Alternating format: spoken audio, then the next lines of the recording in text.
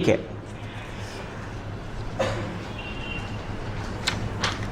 ان کے باطل عقیدوں میں ایک عقیدہ تقیہ کا بھی ہے. کل آپ نے سنا تقیہ کیا ہے؟ اپنے آپ کو چھپا کے رکھنا، چھپا کے رکھنا. جیسے مسلمان شروع میں جب خفیہ دعوت کا دور تھا، شروع کے 3 سال اور مکی دور میں عموماً اپنے آپ کو چھپا کر رکھتے تھے. مشرکین میں اپنا اسلام ظاہر نہیں کرتے تھے کیونکہ جان کا خدشہ تھا، ہو سکتا جان چلی جائے، تکلیف ہوگی، ایذا رسانیاں ہوگی. اس سے بچنے کے لیے چھپا کر رکھتے تھے مسلمان. تو ویسے سنیوں کے درمیان شیعوں کو یہ طریقہ اختیار کرنا ہے، اسی کا نام تقیہ ہے. چھپا کے رکھیں، حقیقت کو ظاہر نہیں کریں گے. اور تقیہ کیا ہے؟ ایمان میں سے ہے. جب تک آدمی نہیں کرے گا وہ صحیح شیعی ہو نہیں سکتا. اور اس کے بعد اسی باطل عقیدوں میں سے ایک عقیدہ کیا ہے؟ عصمت کا عقیدہ. لکھ لیجئے، عصمت. عصمت کا عقیدہ یہ کیا ہے؟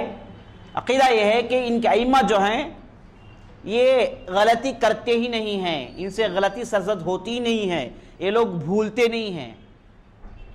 یعنی انڈائریکٹلی خدا ثابت کرنا ہے عصمت کا عقیدہ. امام پورے معصوم ہیں، ان سے غلطی ہوتی ہی نہیں. کسی بھی جو بھی کہتے ہیں صحیح کہتے ہیں، اور جو بھی کہتے ہیں وہ کیا ہے؟ نبی صلی اللہ علیہ وسلم سے ان کے پاس وہ بات پہنچی ہے. کیسے پہنچتی ہے بات؟ جی ہاں، وہ علم کو کیا کہتے ہیں؟ ہاں، وہ علم کو کیا کہتے ہیں؟ علم لدنی. علم لدنی یعنی علم لدنی مطلب ہاں، جیسے وراثت میں مال لیتے ہیں ویسے ایک امام دوسرے امام سے علم بھی لیتا ہے، اگرچہ کہ علم کے لیے محنت نہیں کیا ہو، باتیں نہیں سنا ہو، وراثت میں ایسے ہی علم اس کے سینے میں آ جاتا ہے ڈیفالٹ. اللہ المستعان. ٹھیک ہے، یہ ہے میرے دوستو عصمت کا عقیدہ. اور اسی طریقے سے غیبہ کا عقیدہ. لکھ لیجئے، غیبہ. یہ غیبہ کا عقیدہ کیا ہے؟ غیبہ کی 2 قسم ہیں، غیبہ صغرا، ایک غیبہ کبرا. غیبہ کی 2 قسم ہیں، ایک کبرا ایک صغرا. صغرا یعنی چھوٹی غیبت، کبرا یعنی بڑی غیبت. غیبت کا مطلب غیب ہونا. غیبت کا مطلب کیا ہے؟ غیب ہونا، نہ ہونا. کون نہیں ہے؟ کون غیب ہیں؟ آخری امام. آخری امام 12ویں امام غیب ہیں. ان کے غیب کی 2 قسمیں ہیں، ایک بڑی غیبت ایک چھوٹی غیبت. بڑی غیبت کیا ہے؟ چھوٹی غیبت کیا ہے؟ جب گوفے میں پیدا ہوئے، پیدا ہونے کے بعد سے لے کے 60 سال تک، یعنی 250 پر 6 ہجری تک. گوفے میں کب پیدا ہوئے نہیں معلوم، اتنا تو معلوم ہے کہ 200 ہجری سے پہلے پیدا ہوئے، لیکن 250 پر 6 ہجری تک اسے غیبہ صغرا کہتے ہیں. غیبت صغرا یعنی یہ تھے دنیا میں لیکن لوگوں کے سامنے ظاہر نہیں ہوئے. اب یہ بھی یہ لوگ کہتے ہیں کہ اس زمانے میں، اس دور میں جو بھی بڑے بڑے شیعہ حضرات تھے، بڑے بڑے جو بھی لوگ تھے، وہ جا کر گوفے میں ان سے بات چیت کرتے تھے، گوفے میں ان سے استفادہ کرتے تھے، اندر جا کر ان سے بات چیت کرتے، ان سے مسائل پوچھتے اور ان سے کہتے ہیں کہ آپ باہر آئیں، باہر آنے کا مطالبہ کرتے ہیں. تو یہ 60 سال تک جو ہوا اسے غیبہ صغرا کہتے ہیں. اب 60 سال کے بعد یعنی 250 پر 6 ہجری کے بعد سے لے کے اب تک یہ کیا ہے؟ غیبہ کبرا ہے. وہ کب تک رہے گا یہ غیبت؟ قیامت تک. جب تک دوبارہ یہ ظاہر نہیں ہوتے تب تک یہ غیبت چلتے رہے گا. جب تک غیبت ہے تب تک تقیہ کرنا واجب ہے.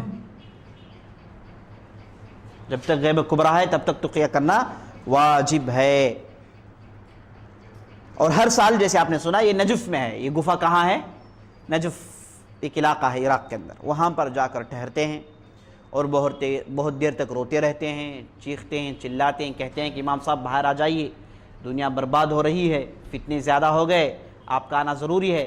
لیکن 1000 سال سے چلا رہے ہیں، اب تک امام نہیں آئے. اب یہ لوگ امام کے انتظار میں کہتے ہیں کہ امام آئیں گے تو وہ کون ہوں گے؟ وہی مہدی ہوں گے. اور ہمارے مہدی جس کا صحیح عقیدہ ہم جو رکھتے ہیں وہ کیا ہیں؟ وہ کون ہیں؟ جن کا نام محمد بن عبداللہ ہوگا. وہ حسن رضی اللہ عنہ کے خاندان سے ہوں گے. یہ کہاں سے آئیں گے؟ مشرق سے آئیں گے. آئیں گے کہاں سے؟ مشرق مطلب ویسٹ سے آئیں گے. اور یہ جب آئیں گے تو سیدھے مکے میں آئیں گے. اور مکے میں رہیں گے، ان کا زہد، ان کا تقوی، ان کا خوف خدا مشہور ہوگا، ان کا علم مشہور ہوگا۔ تو اتفاق سے اس وقت ہوگا یہ کہ ایک جو خلیفہ ہوں گے اس وقت وہ وفات پا جائیں گے۔ اب امت کو ایک خلیفے کی ضرورت پڑے گی، تو سب لوگ اتفاقاً یہ کہیں گے کہ ہمارے پاس جو محمد بن عبداللہ ہیں یہ خلیفے کے لیے مناسب شخصیت ہیں، یہ کہہ کر لوگ جا کر ان کو لائیں گے باہر، اور باہر لا کر ان کے ہاتھوں میں بیعت کریں گے۔ کہاں پر؟ حجر اسود اور مقام ابراہیم کے درمیان کعبے میں ان کے ہاتھ بیعت ہوگی اور لوگ ان کو خلیفہ مانیں گے۔ اس کے بعد یہ جب خلیفہ ہو جائیں گے تو ایک لشکر تیار کر کے شام کی طرف جائیں گے، جہاں پر بہت بڑے لڑائیاں ہوں گی جنہیں حدیث کی کتابوں میں ملحمۃ الکبریٰ کے نام سے جانا جاتا ہے، یعنی بڑی بڑی لڑائیاں ہوں گی۔ کس سے؟ عیسائیوں سے مسلسل لڑائیاں ہوں گی، اور اللہ تعالیٰ ان کو ہر لڑائی میں جیت دے گا۔ اب یہ لڑائی کے تعلق سے مختلف روایتیں آئی ہیں۔ ایک روایت میں آیا ہے کہ مسلمان اور عیسائی مل کے ایک تیسری قوم سے لڑائیاں لڑیں گے، اللہ تعالیٰ مسلمان اور عیسائیوں کو جیت دے گا، اور تیسری قوم ہار جائے گی۔ اب ہار جانے کے بعد جب مسلمان اور عیسائی مل کر ایک جگہ پڑاؤ ڈال کر رہیں گے تو ایک مسلمان اور عیسائی کے درمیان لڑائیاں شروع ہو جائیں گی۔ اب لڑائیاں کیسے شروع ہوں گی؟ ایک دوسرے سے لڑ لیں گے، ہاتھا پائی ہوگی۔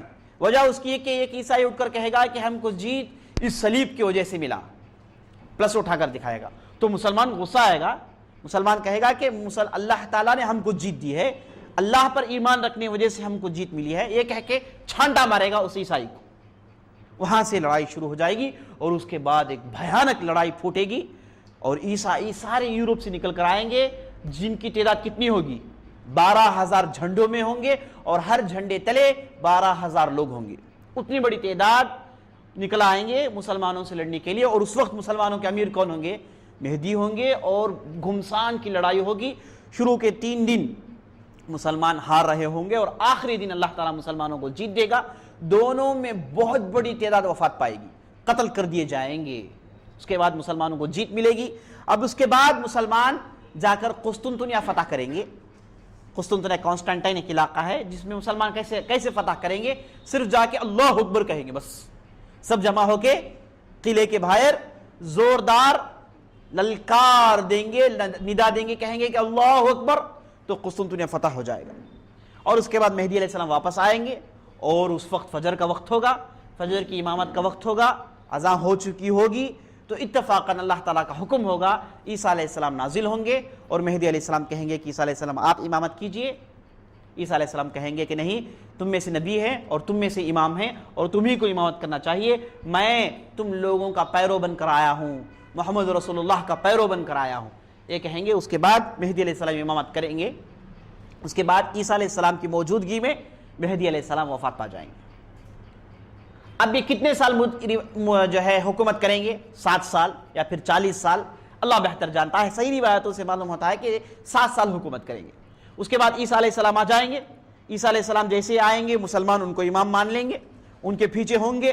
اب خبر یہ آئے گی کہ دجال آ گیا، تو یہاں سے یہ میرے دوستوں سلسلہ جائے۔ تو مہدی علیہ السلام کون ہے؟ جن پر ہم ایمان رکھتے ہیں کہ وہ حق ہیں، وہ آئیں گے، اس میں کوئی شک نہیں۔ آخری زمان میں یہ اللہ نبی صلی اللہ علیہ وسلم نے بتایا ہے، اور نبی صلی اللہ علیہ وسلم نے یہاں تک کہا کہ میرا نام اس کے نام جیسا ہوگا، یواطئ اسمی اسمہ، میرا نام اس کے نام پر ہوگا، محمد بن عبداللہ اس کا نام بھی ہوگا۔ اور آپ صلی اللہ علیہ وسلم نے ڈھیر ساری خوشخبریاں سنائی کہ جب آئے گا انصاف قائم کرے گا، مسلمانوں کو بڑائی ملے گی، مسلمانوں کی عزت ملے گی، ڈھیر ساری خوشخبریاں آپ صلی اللہ علیہ وسلم نے حدیث کی کتابوں میں سنایا ہے۔ لیکن یہ مہدی کا مسئلہ میرے دوستوں ہمیشہ سے پریشان کن تھا۔ جتنے بھی باطل فرقے شروع ہوئے انہوں نے الٹیمیٹلی اپنے آپ کو مہدی ہونے کا دعویٰ کیا۔ آپ کے پاس مرزا غلام احمد قادیانی، کامیڈی پیس اس دور کا، جی یہ جب آیا تھا اس نے شروع میں کیا کہا؟ مہدی کا دعویٰ کیا۔ اور ابن تیمیہ، ابن القیم اور دوسرے بڑے بڑے اہل علم کہتے ہیں کہ شیعہ ہر فتنے کے پیچھے شیعہ ہیں، اور ان ہر فتنے کا آغاز مہدیت کے دعوے سے ہوتا ہے۔ جتنے بھی جھوٹے نبی آئے وہ اکثر و بیشتر شروع میں اپنے آپ کو مہدی کا دعویٰ کرتے ہیں۔ مہدی کا مسئلہ بڑا ہی پیچیدہ ہوگا، یہاں تک کہ بعض اہل علم نے کہا کہ مہدی ہے ہی نہیں، بعض لوگوں نے انکار کر دیا۔ لیکن صحیح بات یہ ہے کہ وہ آئیں گے، اور صحیح حدیث سے، قرآن کی آیتوں سے، اہل علم سے معلوم ہوتا ہے کہ وہ آئیں گے، اور ان کے اوصاف وہ کیسے ہوں گے پوری تفصیل موجود ہے۔ یہی ہمارا عقیدہ ہے. لیکن شیعہ کے پاس مہدی کا عقیدہ کیا ہے؟ جیسے آپ سن رہے ہیں کہ وہ گوفے میں ہیں, باہر آئیں گے, اب تک زندہ ہیں. جی کوئی انسان اتنی مدت تک زندہ رہ نہیں سکتا. ممکن ہے؟ ممکن نہیں ہے. اور گوفے کے اندر کب تک کیا ہو رہا ہے لوگ جا کر دیکھ چکے, اندر کوئی نہیں ہے. اس کے باوجود انتظار کیوں؟ اس کے باوجود یہ جو ہے ایک خرافات کو ماننے کی ضرورت کیا ہے؟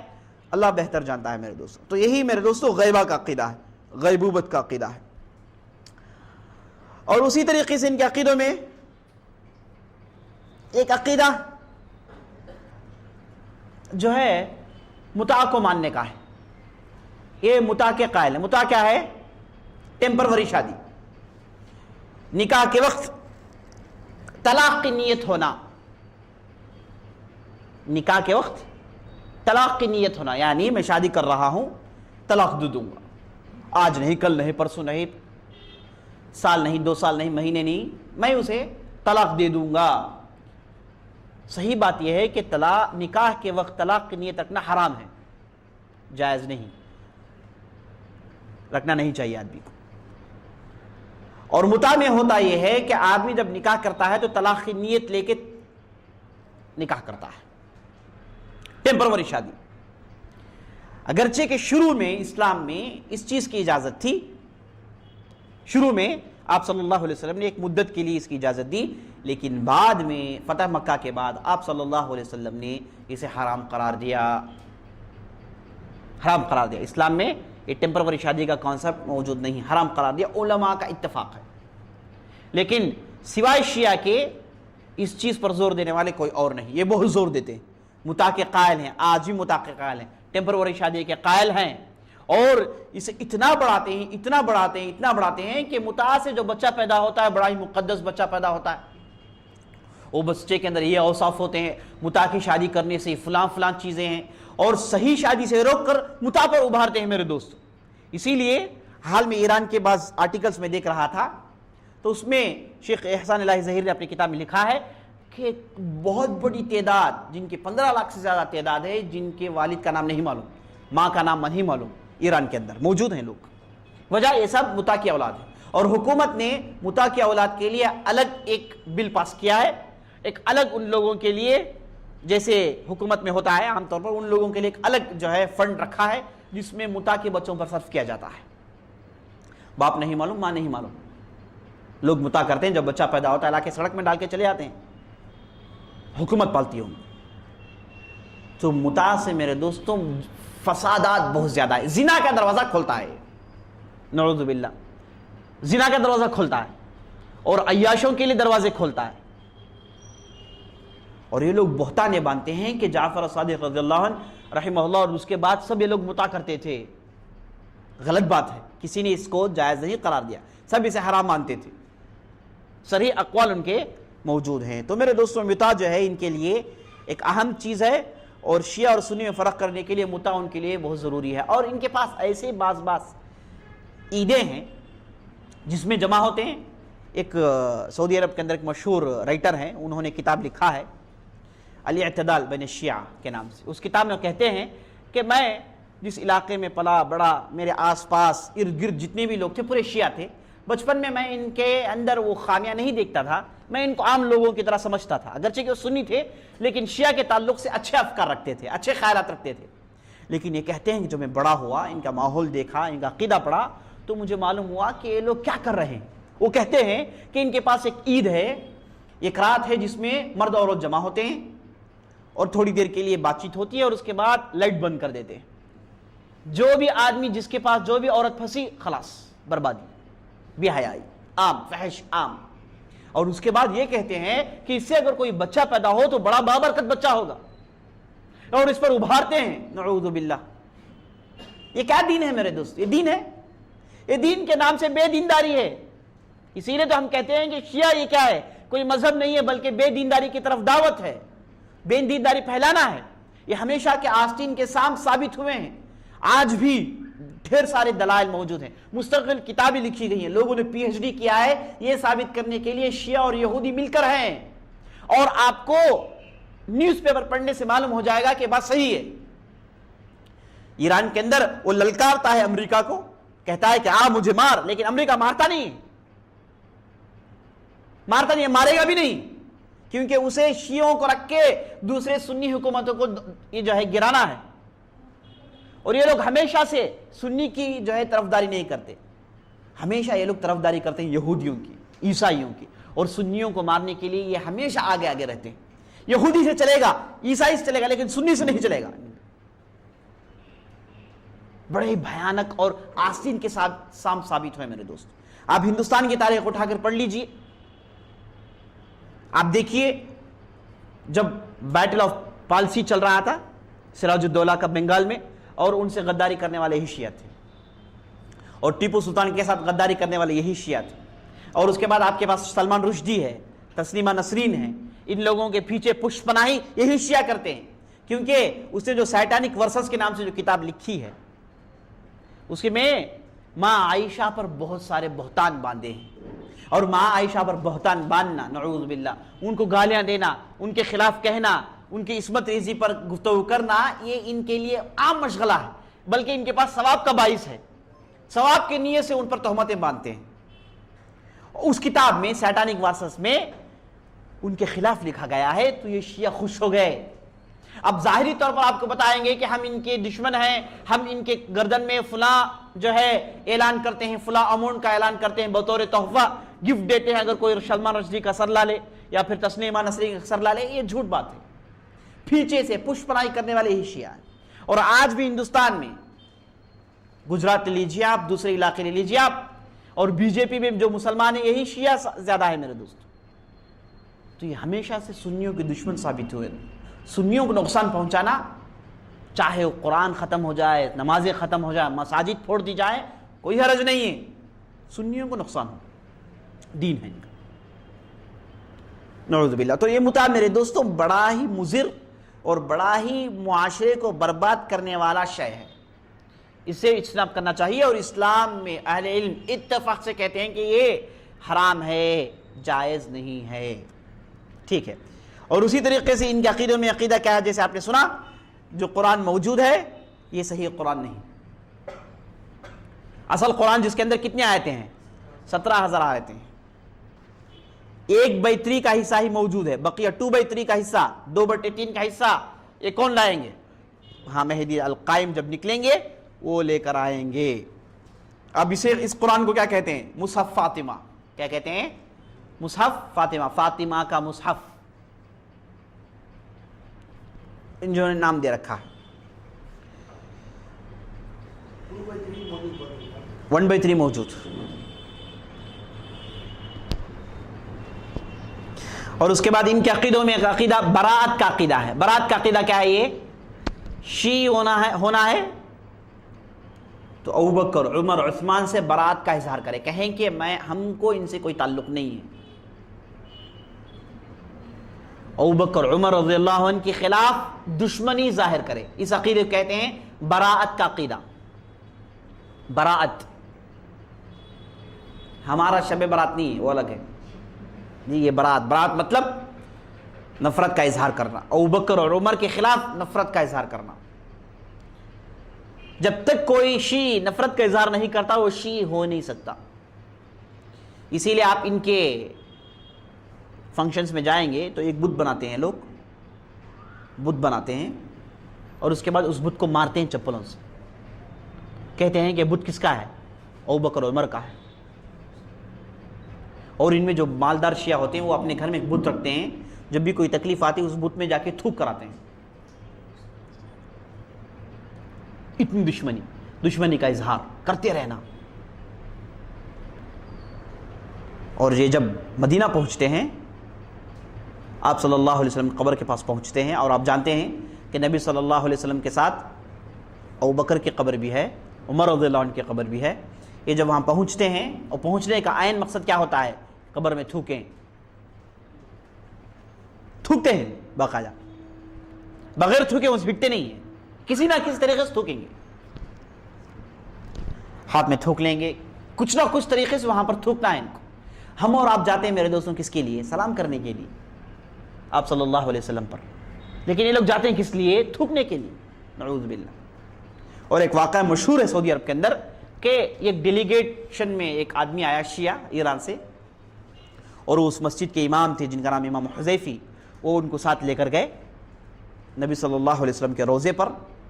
تو یہ گئے تو انہوں نے سلام کیا. تو ان کے ساتھ جو شیعی ڈیلیگیشن میں آیا ہوا تھا اس نے موقع کی تلاش میں تھوک دیا، اور جب یہ تھوکا یہ دیکھ لیے، چھپ کے تھوکا ہو یہ دیکھ لیے، اور اس کے بعد خطبے میں جب آئے تو خوب شیعوں کو انہوں نے لتھاڑا، ان کے باطل عقائد بیان کیے، اور اس کے بعد جو ہے ان کو اس کے بعد روک دیا گیا تھا. تو اسے معلوم ہوتا ہے کہ تھوکنا ان کے پاس کیا ہے، اہم چیز ہے. قبر پر جا کے تھوکنا ضروری ہے، اتنی دشمنی. اور یہاں تک معلوم ہوا ہے کہ جب عراق میں ریولوشن آیا عنقریب، امریکہ نے عراق کو برباد کیا جیسے آپ جانتے ہیں، تو شیعہ نے امریکہ کا ساتھ دیا، اور اس کے بعد جتنے بھی بچے جن کا نام ابوبکر تھا، جن کا نام عمر تھا، تعداد بھی گنواتے ہیں، کہتے ہیں کہ 100 سے زیادہ بچے صرف اس وجہ سے مار دیے گئے کہ ان کا نام عمر تھا، ان کا نام ابوبکر تھا. نام عمر ہے تو مار دیتے ہیں، نام ابوبکر مار دیتے ہیں، نعوذ باللہ. یہاں تک لفظ عمر زبان میں لانا چاہتے ہی نہیں ہیں. آپ ان سے، ان کے پاس کیا ہے، عمر آپ کی کتنی ہے نہیں پوچھیں گے. کیا پوچھیں گے؟ آپ کا سن کتنا ہے. آپ کا سن مطلب عربی میں عمر کہتے ہیں. لفظ عمر کہنا ان کے لیے اتنی دشواری ہے، کہنا نہیں چاہتے، اتنی دشمنی میرے دوست. جبکہ ہم تاریخ پڑھتے ہیں تو عمر رضی اللہ عنہ اور علی رضی اللہ عنہ اور اہل بیت سے بہترین تعلقات استوار تھے. بھائی اگر کوئی آدمی کسی سے دشمنی کرے اور اتنی دشمنی کرے کہ اس نے میں سے حکومت چھین لی، وہ میرا دشمن ہے، کیا وہ اپنی لڑکی کو دے گا اسے؟ معاملے دشمن کو بھی، دشمن قبیلے کو بھی آدمی لڑکی نہیں دے گا. لیکن علی رضی اللہ عنہ نے اپنی لڑکی جن کا نام ام کلثوم تھا ان سے عمر رضی اللہ عنہ سے شادی کروائی. وہ عمر رضی اللہ عنہ کی بیوی تھی ام کلثوم. اس سے زیادہ دلیل کی کیا ضرورت ہے؟ ان دونوں میں اچھے تعلقات قائم تھے، اور عمر رضی اللہ عنہ ہمیشہ علی رضی اللہ عنہ سے گفتگو کرتے، ہر مسئلے میں ان سے مشورہ کرتے، اپنے قریب رکھتے ان کو. یہی تاریخ کہتی ہے، کبھی بھی دشمنی نہیں تھی. یہ شیعہ ایک آپ کو دوسرا پکچر دیتے ہیں، کہتے ہیں کہ علی رضی اللہ عنہ کو الگ کر دیا گیا، ایڈمنسٹریشن سے الگ کر دیا گیا، ان سے کوئی رائے مشورہ پوچھا نہیں جاتا تھا، وہ الگ رہے، ان پر ظلم ہوا، سہتے رہے، یہ بتاتے. لیکن حقیقت کے خلاف ہے. آپ تاریخ اٹھا کر پڑھیے، سیرت اٹھا کر پڑھیے، ابوبکر رضی اللہ عنہ نے کیسے علی رضی اللہ عنہ سے مشورے لیے، اور ان کا کیا مرتبہ تھا ان کے پاس، عمر رضی اللہ عنہ کے پاس کیا مرتبہ تھا، عثمان رضی اللہ عنہ کے پاس کیا مرتبہ تھا. سب نے علی رضی اللہ عنہ کے ساتھ عزت کا معاملہ کیا. اپنی لڑکی کو دیے ہیں میرے دوستوں شادی کے لیے، یہ ممکن ہے. اور شیعہ حضرات کو یہ بات ہضم نہیں ہوتی، انکار نہیں کر سکتے، انکار تو نہیں کر سکتے، تاریخی حقیقت ہے. کیسے انکار کریں گے؟ یہ کیا کہہ سکتے ہیں کہ ام کلثوم علی رضی اللہ عنہ کی لڑکی نہیں تھی؟ کہہ سکتے ہیں؟ ممکن نہیں ہے. اسی لیے لوگ کہتے یہ ہیں کہ یہ ظلم تھا، یہ غلطی تھی علی رضی اللہ عنہ کی طرف سے. عمر نے حکومت کے بل بوتے پر ڈرا کر ان کی بیٹی سے شادی کیا. یہ کہتے ہیں ڈرا کر، علی رضی اللہ عنہ کو ڈرا کر ان کی بیٹی سے عمر رضی اللہ عنہ نے شادی کی. ہم سوال یہ کرتے ہیں کہ کیا علی رضی اللہ عنہ اتنے بزدل تھے کہ ان کی بیٹی کو چھین لے اور خاموشی سے دیکھتے رہے؟ میرے دوستو یہ انڈائریکٹلی علی رضی اللہ عنہ پر تہمت باندھ رہے ہیں. اور میں ایک شیعہ کو تقریر کرتے ہوئے سنا مصر کے اندر، وہ تقریر میں صحابہ پر لعنت کر رہا تھا، فلاں صحابی پر لعنت، فلاں صحابی پر لعنت، ابوبکر کا نام لیا لعنت بھیجا، نعوذ باللہ، عمر کا نام لیا لعنت بھیجا. اب جو ہے بات آگے بڑھی تو اس نے کہا عشرہ مبشرہ بالجنہ پر لعنت ہو.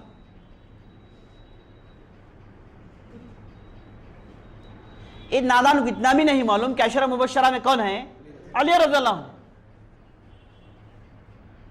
اور اس کے بعد ان کی کتابوں میں آپ دیکھیں گے کہ یہ کہتے ہیں کہ عائشہ رضی اللہ عنہ اور علی رضی اللہ عنہ کے درمیان ہمیشہ کی لڑائی، دونوں لڑتے تھے.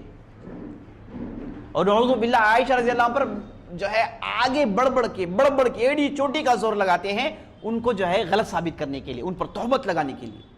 اب ایک صاحب تہمت لگاتے ہوئے کہتے ہیں، دیکھیے نعوذ باللہ کہاں تک ان کی عقل پہنچ گئے ہیں، یعنی دشمنی میں یہ لوگ کس حد تک جا سکتے ہیں، کس نحوست کو لے سکتے ہیں، کیسے قباحت اور کیسی وقاحت والی باتیں کر سکتے ہیں، کتنے نچلے درجے کے ہو سکتے ہیں. دیکھیے آپ کہتے ہیں کہ نبی صلی اللہ علیہ وسلم لیٹے ہوئے تھے، اس طرف عائشہ تھی، اس طرف علی رضی اللہ عنہ تھے، نبی صلی اللہ علیہ وسلم اٹھ کے چلے گئے، دونوں بستر میں تھے. نعوذ باللہ. یہ کوئی انسان کہہ سکتا ہے بات؟ یہ لوگ اتنا بھی نہیں معلوم کہ ماں عائشہ پر یہ لوگ تہمت باندھتے باندھتے کس پر باندھ رہے ہیں تہمت، کسے غلط ثابت کریں؟ خود علی رضی اللہ عنہ کو. تو اس سے معلوم ہو گیا میرے دوستو، ان سے نہ علی رضی اللہ عنہ سے حقیقی محبت ہے نہ اہل بیت سے، بلکہ یہ اسلام کے دشمن ہیں. دشمنی کو عام کرنا ہے، بے دینداری کو عام کرنا ہے. یہ یہودیوں اور عیسائیوں کا ایک پیدا کیا ہوا ایک عنصر ہے اسلام کو برباد کرنے کے لیے. یہی معلوم ہوتا ہے، یہی کچھ لکھے ہیں میرے دوستوں کتابوں میں. عجیب و غریب بات ہے، ایسے تہمت کیا آپ تصور نہیں کر سکتے. تو میرے دوستوں ان کی عقیدہ و اہم عقیدہ کیا ہے؟ صحابہ سے برات، ابو بکر کی نفرت، عمر کی نفرت ہونی چاہیے، لازماً ہونی چاہیے. کوئی شیعہ بن نہیں سکتا جب تک ابو بکر و عمر کے خلاف نفرت کا اظہار نہ کریں. پورے شیعہ فرقوں میں صرف ایک ایسا فرقہ ہے جن کو زیدیہ کہتے ہیں. شیعہ کے کئی فرقے آگے ہم دیکھیں گے، اہم فرقے ان کے، اس میں ایک فرقہ ہے جن کا نام زیدیہ ہے. یہ فرقہ کی خوبی یہ ہے کہ یہ ابو بکر اور عمر کو مانتا ہے، صحابی مانتا ہے، عزت کرتا ہے، گالیاں نہیں دیتا، لیکن پھر بھی یہ کہتا ہے کہ علی رضی اللہ عنہ کو آگے آنا چاہیے تھا. صرف اتنا ہی کہتا ہے. فرقے کی یہی غلطی ہے کہ علی رضی اللہ عنہ کو ابو بکر سے پہلے آنا تھا، وہ خلیفہ بننا تھا، یہ اس کی رائے ہے. ورنہ ابو بکر اور عمر کو گالیاں نہیں دیتا، ان کو غلط نہیں کہتا، ان کے ساتھ عزت کا معاملہ کرتا ہے. صرف ایک فرقہ. ہمارا صحیح عقیدہ یہ ہے کہ ابو بکر صدیق رضی اللہ عنہ کیا ہیں؟ نبی صلی اللہ علیہ وسلم کے بعد خلیفہ بننے کے زیادہ مستحق ہیں. یہاں تک کہ نبی صلی اللہ علیہ وسلم نے کیا کہا؟ یا اب اللہ والمسلمون الا ابا بکر. مسلمان اور اللہ تعالیٰ اور مسلمان ابو بکر کے علاوہ کسی دوسرے کو مانیں گے نہیں. ابو بکر کی امامت متفق علیہ ہے. آپ صلی اللہ علیہ وسلم کی زندگی میں انہوں نے امامت کی. آپ صلی اللہ علیہ وسلم وفات پا رہے تھے تو ابو بکر نے امامت کی. بڑے بڑے مسائل کو حل کیا ابو بکر رضی اللہ عنہ. تو ابو بکر کی امامت، ابو بکر کی خلافت، ابو بکر رضی اللہ عنہ کی بڑائی کو سب مسلمان مانتے ہیں. اس لیے نبی صلی اللہ علیہ وسلم کہتے ہیں کہ ابو بکر کے علاوہ یہ امت مانیں گے نہیں کسی اور کو. اور اس کے بعد عمر آئے، اس کے بعد عثمان رضی اللہ عنہ، اس کے بعد علی رضی اللہ عنہ. یہ جو ہے ترتیب بالکل صحیح ہے. اگرچہ کہ علی رضی اللہ عنہ کیا ہیں؟ آپ صلی اللہ علیہ وسلم کے خاندان کے اہل بیت ہیں، لیکن امامت بڑائی ابو بکر کو حاصل ہے، اس کے بعد عمر ہے، اس کے بعد عثمان ہے، اس کے بعد علی ہے. یہ ہمارا عقیدہ ہے. تو میرے دوستو برات کا کانسیپٹ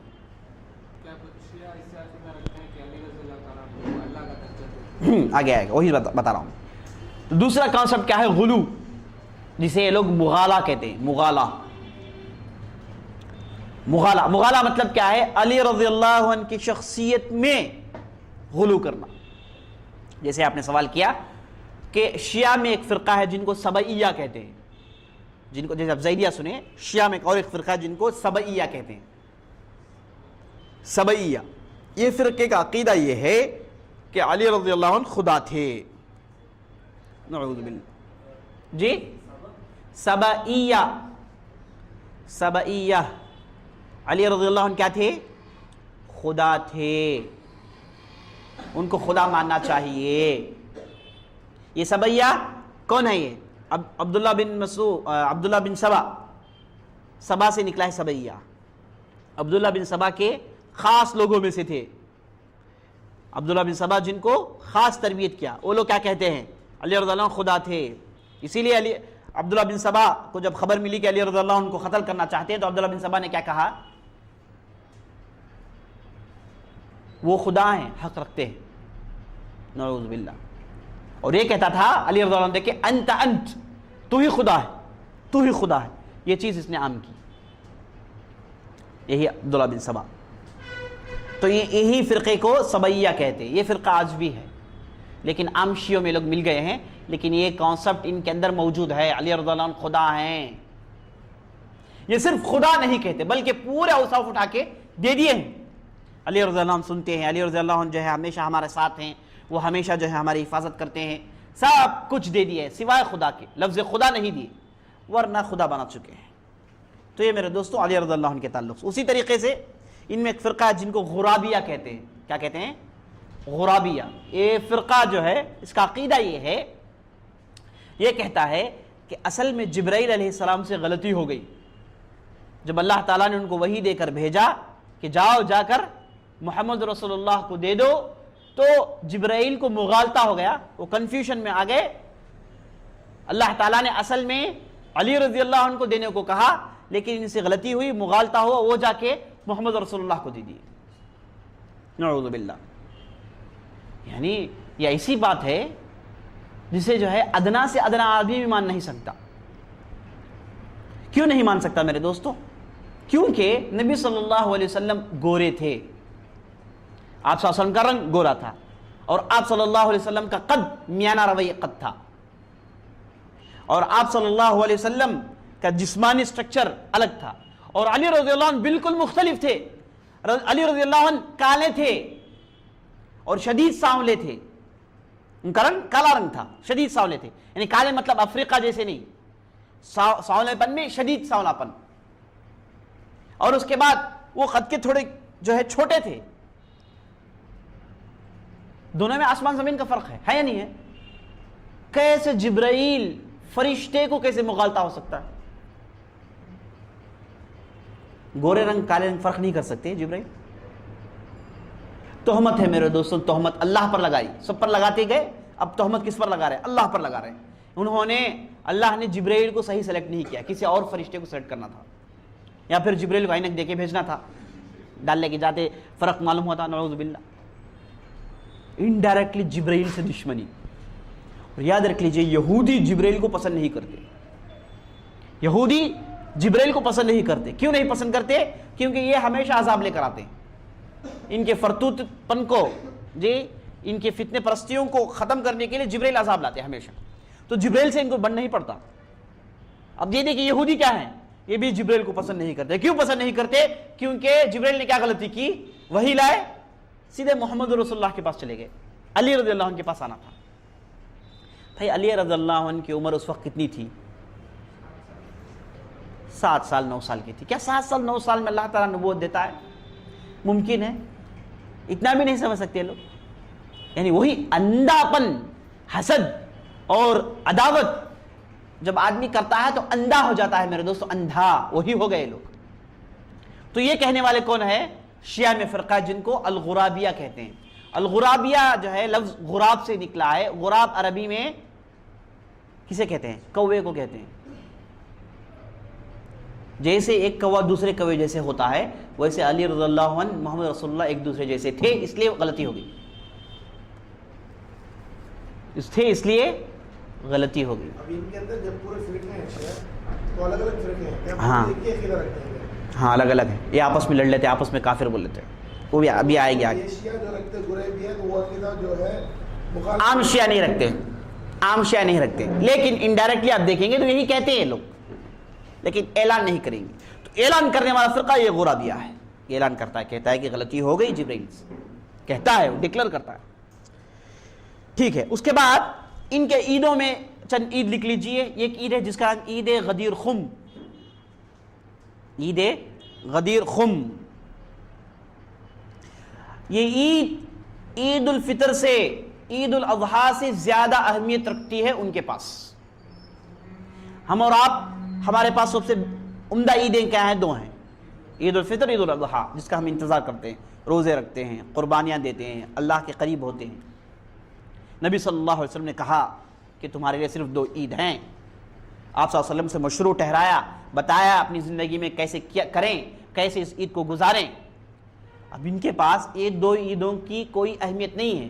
سب سے زیادہ اہمیت اگر کوئی عید کی ہے تو کون سی عید کی؟ 18 ذی الحجہ. 18 ذی الحجہ کو ایک عید مناتے ہیں. اس عید کا نام عید غدیر خم. غدیر خم. غدیر خم کیا ہے؟ یہ کنواں ہے جو مدینے کے باہر تھا. ان کے روایت کے مطابق آپ صلی اللہ علیہ وسلم اس کنویں کے پاس حج کے لیے گئے. آپ صلی اللہ علیہ وسلم حج سے واپس آئے تو اس کنویں کے پاس ٹھہر کر لوگوں سے یہ کہا کہ لوگوں، علی کے ہاتھوں بیعت کر لو. اور ہم بھی مانتے ہیں کہ آپ صلی اللہ علیہ وسلم اس کنویں کے پاس ٹھہرے، آپ صلی اللہ علیہ وسلم نے تقریر کی، تقریر میں آپ صلی اللہ علیہ وسلم نے اہل البیت کے فضائل بیان کیے، اہل البیت کی بڑائی بیان کی، اور لوگوں کو تاکید کی کہ لوگوں اہل البیت کے ساتھ اچھا سلوک کرو، ان کے ساتھ اچھا پیش آؤ۔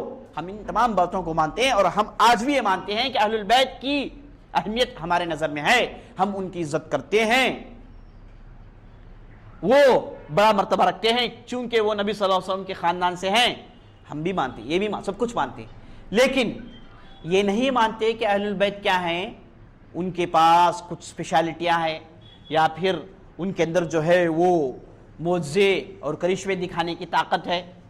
ان خرافات کو نہیں مانتے، بدعتوں کو نہیں مانتے، ورنہ اہل البیت کی اہمیت ہمارے نظر میں ہے، ہم مانتے ہیں، اور ہمارے نظر میں اہل البیت میں آپ صلی اللہ علیہ وسلم کی اولاد کے بعد سب سے پہلے کون داخل ہے؟ آپ صلی اللہ علیہ وسلم کی بیویاں، اور آپ صلی اللہ علیہ وسلم کی بیویوں میں عائشہ رضی اللہ عنہ بھی داخل ہیں، اور عائشہ رضی اللہ عنہ کیا ہیں؟ اہل البیت میں سے ہیں، جسے لوگ مانتے نہیں، یعنی کہتے یہ ہے کہ خاندان میں سے بیوی نہیں ہے، کیسے ممکن ہے بھائی؟ ممکن ہے یہ؟ اگر کوئی آدمی آ کے آپ کے گھر میں فیملی میں دعوت دے، جی اگر آپ کی بیوی دعوت چلی گئی تو وہ کہے کہ بھائی میں آپ کی فیملی کو دعوت دیا، آپ کی بیوی کو دعوت نہیں دیا، فیملی میں بیوی داخل ہے نہیں ہے؟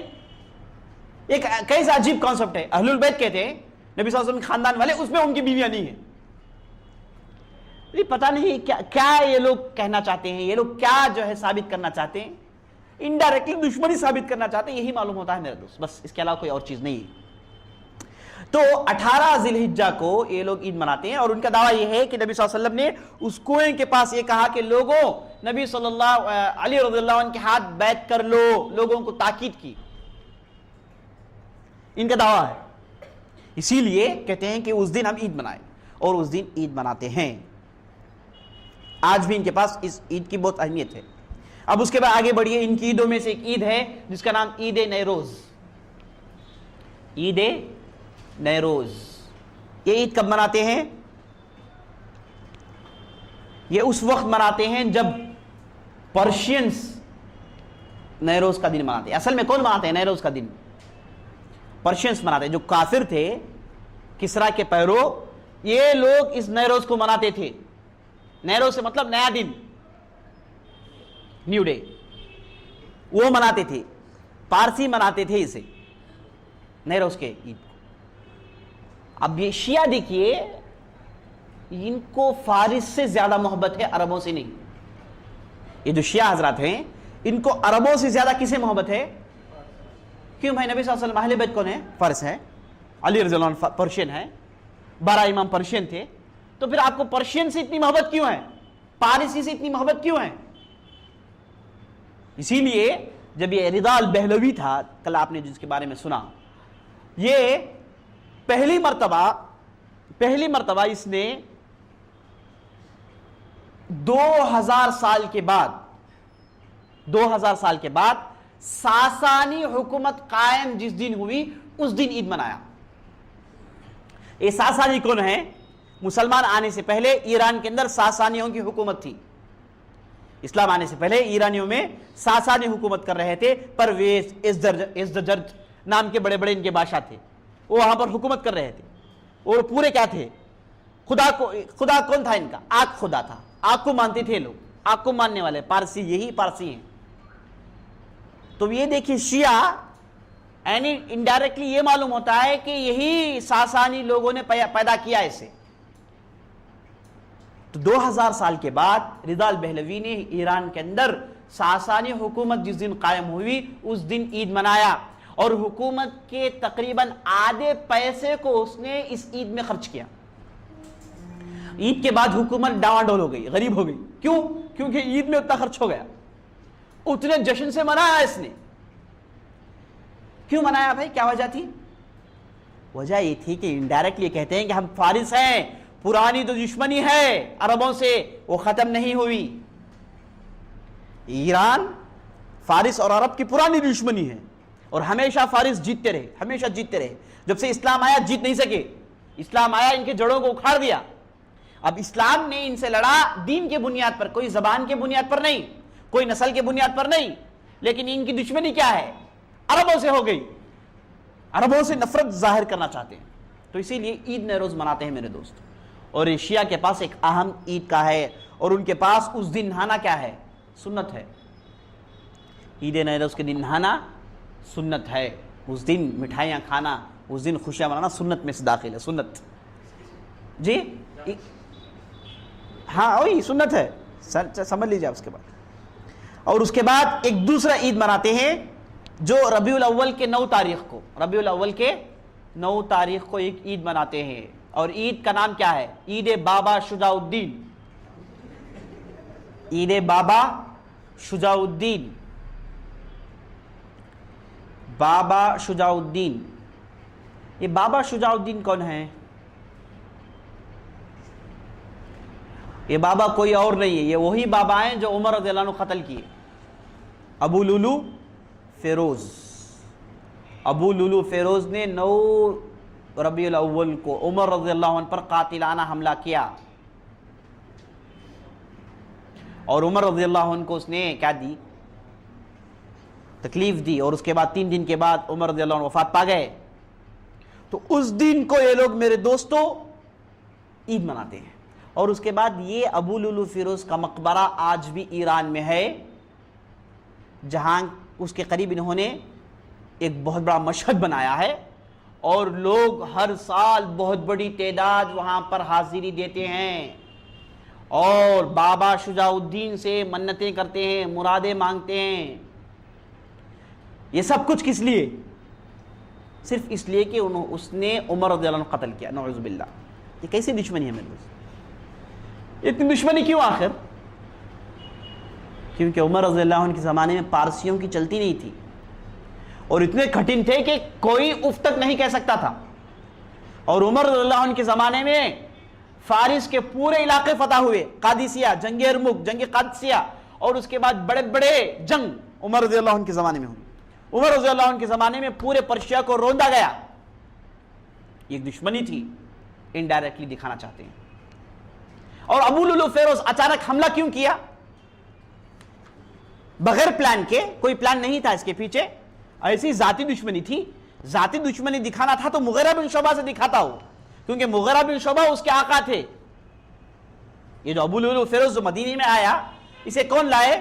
مغیرہ بن شعبہ لائے۔ مغیرہ بن شعبہ صحابہ میں سے مشہور صحابی تھے، جن کے پاس 1000 غلام تھے، 1000 غلام تھے ان کے پاس، اور عمر رضی اللہ عنہ کہتے تھے کہ بھائی تم اتنے غلام کو مت لاؤ، روکتے تھے، لیکن مغیرہ بن شعبہ لائے، اور ابو لولو فیروز مغیرہ بن شعبہ کا غلام تھا۔ اگر مارنا تھا تو آقا کو مارتا، دشمنی دکھانا تو ان کو دکھاتا تھا۔ بستی کے گورنر سے، بستی کے خلیفہ سے دشمن دکھانے کی کیا ضرورت تھی؟ اس کے پیچھے دشمنان اسلام کام کر رہے تھے میرے دوست۔ وہ چاہتے تھے کہ عمر کو اٹھا دیں، اور ان لوگوں نے کیا، اور وہ کام کرنے والا یہی ابو لولو فیروز تھا۔ اب یہ ابو لولو فیروز ان کے پاس کیا ہے؟ بابا شجاع الدین ہے، دین کا دلیر آدمی، دین میں شجاعت دکھانے والا، نسل اللہ العافیہ۔ تو یہ کب مناتے ہیں؟ ہاں ربیع الاول۔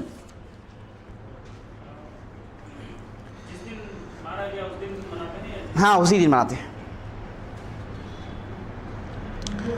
وفات کے دن نہیں جس دن مارا گیا وہی تقریباً۔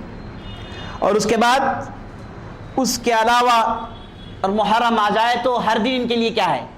عید ہے۔ محرم آ جائے تو شیعہ حضرات کام نہیں کریں گے، شیعہ حضرات صرف ماتم منائیں گے، کالے کپڑے پہن لیں گے، ماتم منائیں گے، اور 10 دن یہی کھانا مفت تقسیم ہوگا، اور اس کے بعد سب مل کے ماتم منائیں گے، ماتم اسی میں بزی رہیں گے، ماتم مناتے رہیں گے۔ اب سوال یہ ہے کہ کیا اسلام میں ماتم کی اجازت ہے؟ غم منانا، کلوں کو پیٹنا، سینوں کو پیٹنا، کپڑے پھاڑنا، اپنے آپ کو اذیت پہنچانا، کیا اسلام میں چیز جائز ہے؟ جائز نہیں ہے۔ صحیح احادیث کی روشنی سے آپ دیکھیں گے تو کوئی چیز جائز نہیں ہے۔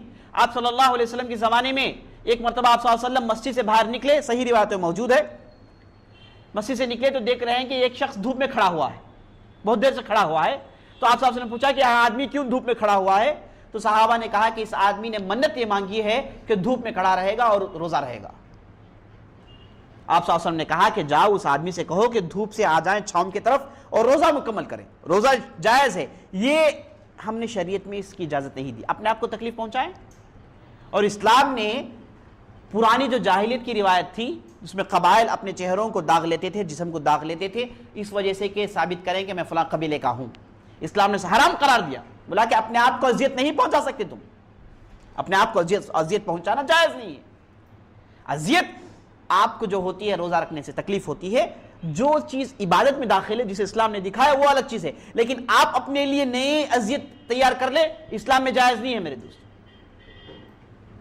ابھی لوگ ماتم میں کیا کرتے ہیں وہی کرتے ہیں، اور نبی صلی اللہ علیہ وسلم حدیث میں کہا المیت یعذب ببکائی اہلی بنیاح اہلی، میت جو ہے اس پر اگر اس کے خاندان والے چیخیں چلائیں کلے پیٹیں سینے پیٹے تو میت کو اذیت ہوتی ہے، میت کو تکلیف ہوتی ہے، صحیح ہے، حدیث ثابت ہے چیز۔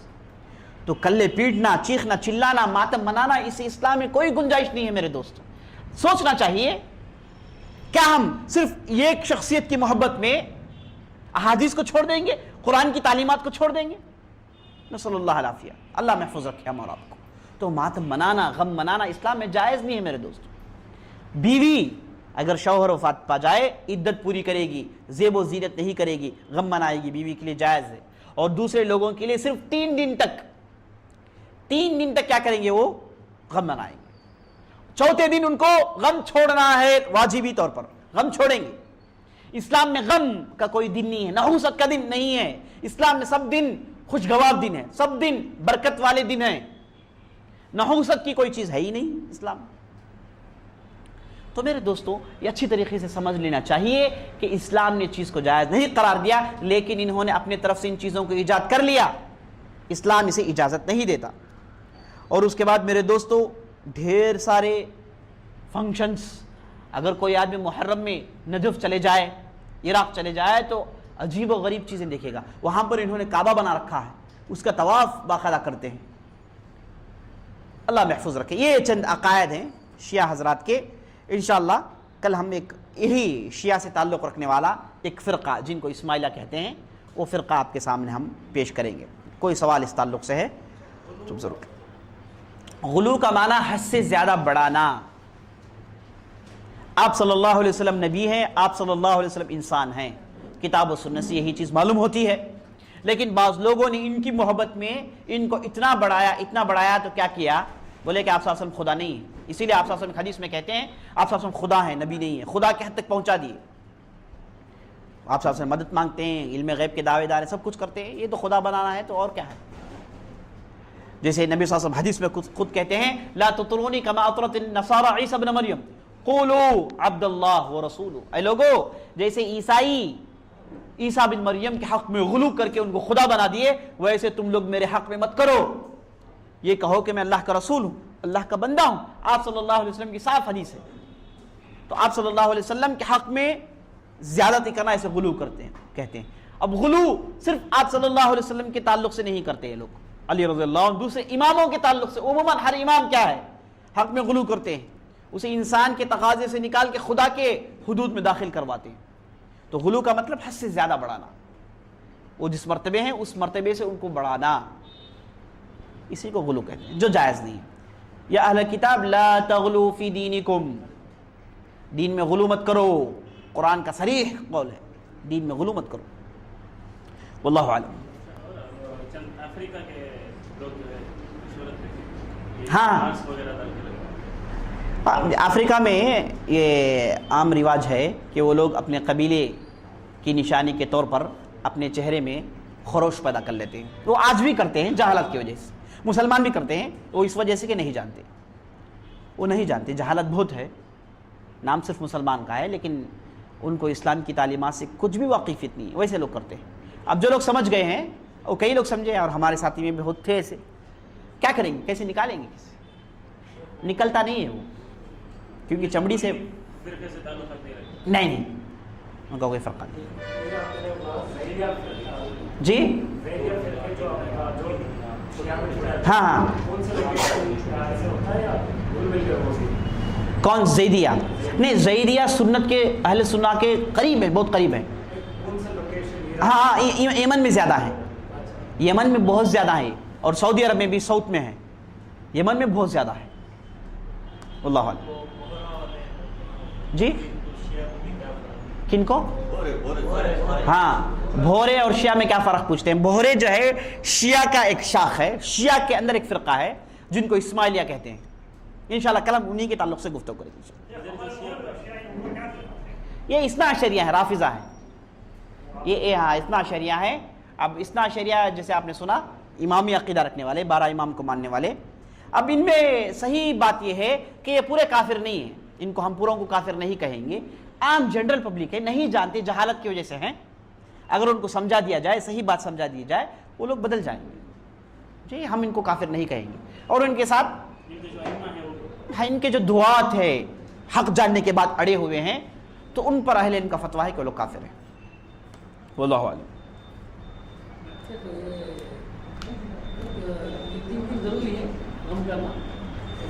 हाँ, इस्लाम में जो है 3 दिन तक आपको जो है गम मनाना चाहिए। गम मनाना मतलब क्या है? आप कोई जो है मतलब खुशी का काम नहीं करेंगे। वो क्या है? मैयत के ख़ानदान वालों के लिए, बीवी के लिए इद्दत पूरी करना है, मैयत के ख़ानदान वालों के लिए 3 दिन तक है।